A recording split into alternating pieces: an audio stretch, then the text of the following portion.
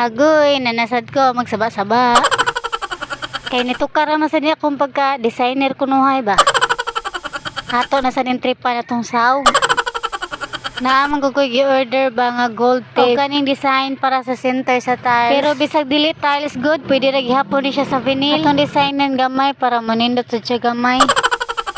Ako lang ni siyang ibutangan guys kay para dili maklaro ang iyang space. Masudlan magud siya og hugaw mga akong gitabunan. Niya talagsa ra biya kay may manilhig. May na lang ikausa or ikaduha sa usa ka tuig.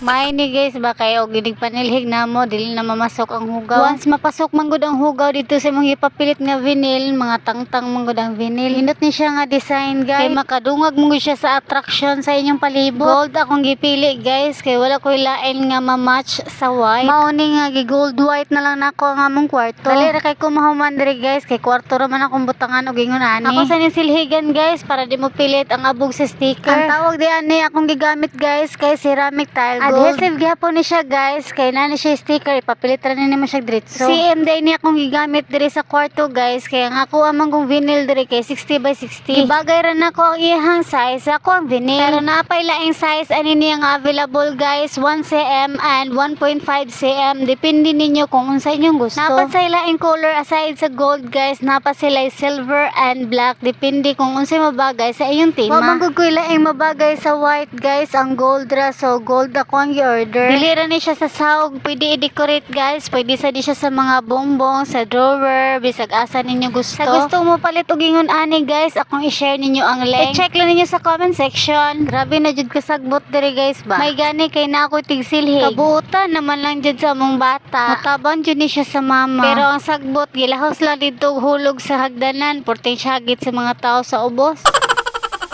Kaya ang sagbot ko noon ang lupat gilahos ni Samantha.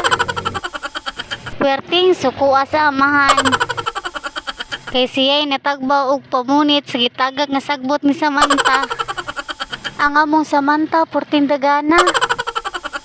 Nakuyawan siya kay kasab-an ko no siya. Nahuman na day kong papilit guys. Ako rin ibuhat kay para mataro. Niya si daddy, ako lang isugo patangtang sa hugaw. Inagian magud ni siya sa scotch tape pag shaping. Ug mao na day ni iyang final look guys. Wow.